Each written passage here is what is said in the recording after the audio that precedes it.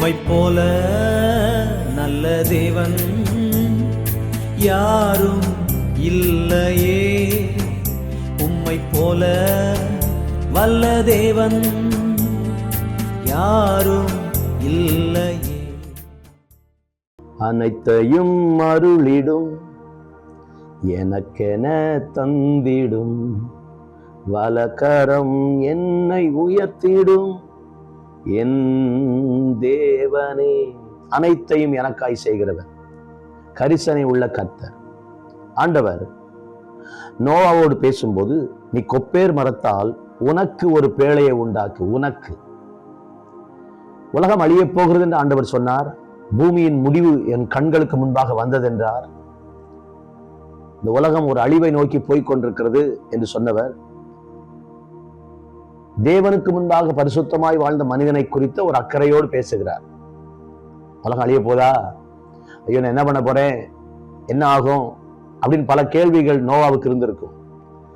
ஆண்டவர் உனக்கு ஒரு பேழையை உண்டாக்கு. உலகத்துக்கு ஒரு முடிவு வருகிறது, ஆனா உனக்கு ஒரு வாழ்க்கையை நான் வைத்திருக்கிறேன்.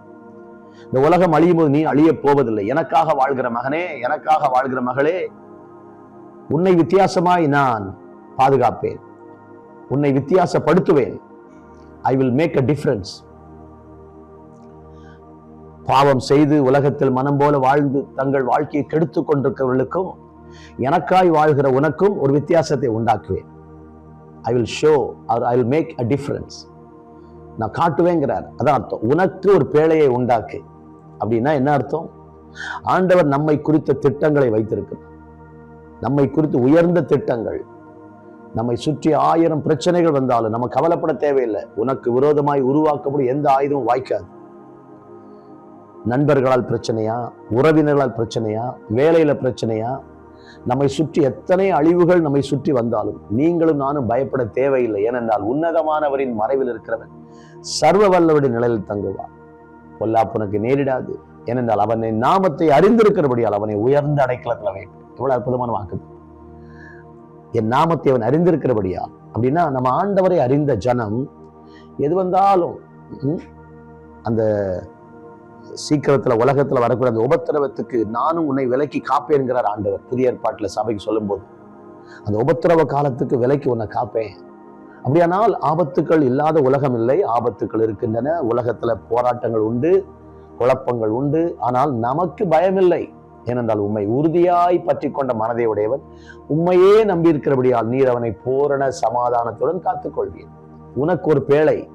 அப்படியே கர்த்தர் இன்றைக்கு என்ன சொல்றாரு? மகனே, மகளே, உன்னை சுற்றி நடக்கிறவை குறித்து கவலைப்படாதே. உன்னை குறித்து நான் ஒரு திட்டம் வைத்திருக்கிறேன். உன்னை பாதுகாக்க என்னிடத்தில் திட்டம் இருக்கிறது. உன்னை பராமரிக்க திட்டம் இருக்கிறது. தேசத்துல பஞ்சம் வரும் என்று ஆண்டவர் எலியாவை கொண்டு சொன்னார்.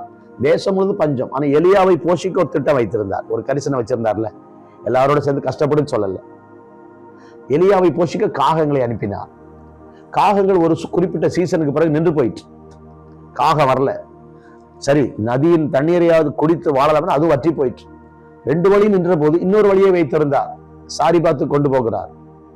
யோசித்து பாருங்க, என்ன செய்ய வேண்டும் என்ற கேள்வி நமக்கு வரும்போது, அடுத்து என்ன செய்ய போகிறோம் என்ற கேள்வி வரும்போது, அவர் இருக்கிறார்.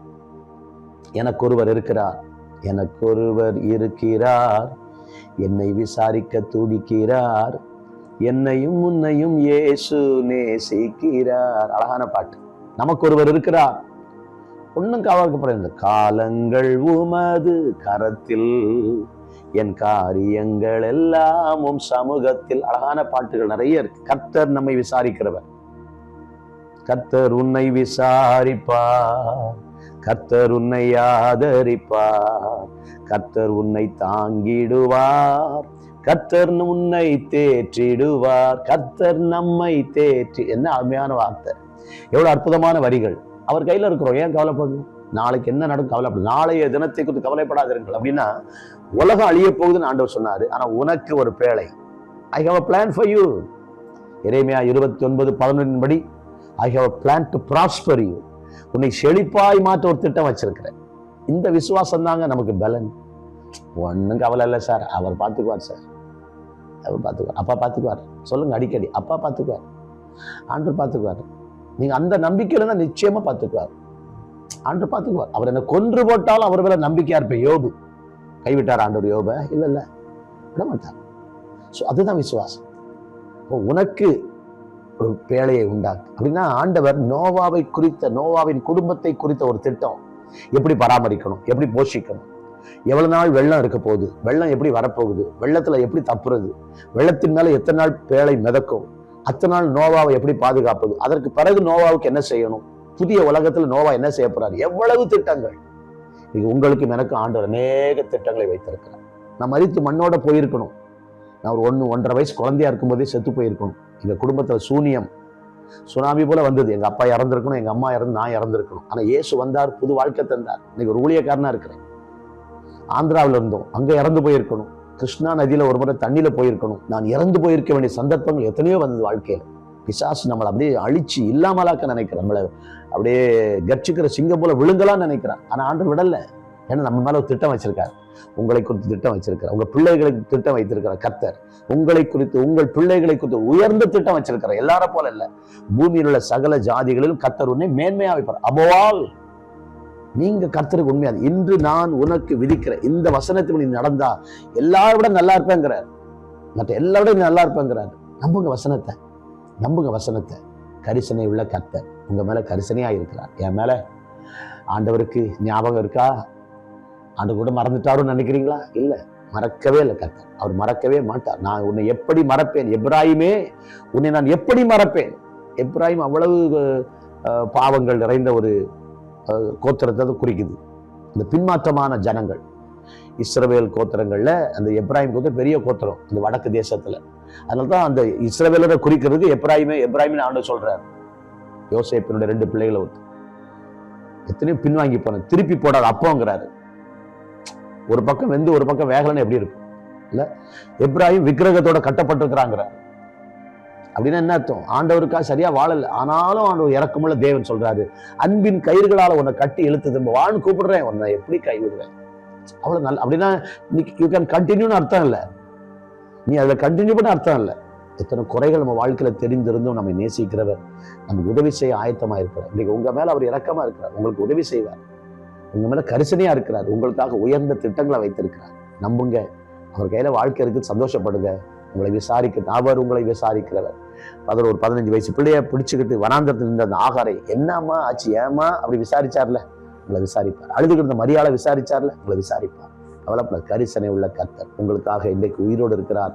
அவர் உங்களுக்கு என்ன செய்யணுமோ அதை அற்புதமாய் செய்வார். அற்புத பிதாவே, நோவாவுக்காக உயர்ந்த திட்டம் வைத்திருந்தவரே, எங்களுக்காக வைத்திருக்கிற உயர்ந்த திட்டத்துக்காக ஸ்தோத்திரம். என் பிள்ளைகளை ஆசீர்வதிங்க. நாங்கள் பயப்பட தேவையில்லை. எங்களை நடத்துவீங்க. நோவா குடும்பத்தை நடத்துவீங்க. பெரிய ஒரு அழிவில் அவங்களை பாதுகாத்தது போல எங்களையும் பாதுகாத்து வழி நடத்துகிற தெய்வம், எங்கள் மீது விசாரிக்கிற, எங்களை விசாரிக்கிற, எங்கள் மீது கரிசனை உள்ள ஆண்டவராக இருக்கிறதற்காய் ஸ்தோத்திரம். பிள்ளைகளை பலப்படுத்தி ஆசீர்வதிங்க, தைரியப்படுத்து. கவலைப்பட வேணான்னு சொன்னீங்களப்பா, தைரியப்படுத்து. நான் இருக்கிறேன், பார்த்துக்கிறேன், பயப்படாத மகனே, பயப்படாத மகளே, அது எவ்வளவு பெரிய வியாதியா இருந்தாலும் நான் பார்த்துக்கிறேன்னு சொல்லி எங்களை தைரியப்படுத்துகிறவரே, ஆச்சரியமா நடத்து. நம்முடைய கிருபைக்கு ஒப்புக் கொடுக்கும். இன்றைக்கு ஒரு அற்புதம் முடிப்பில் நடக்கட்டும். இயேசுவின் நாமத்தில் பிதாவே, ஆமென், ஆமென்.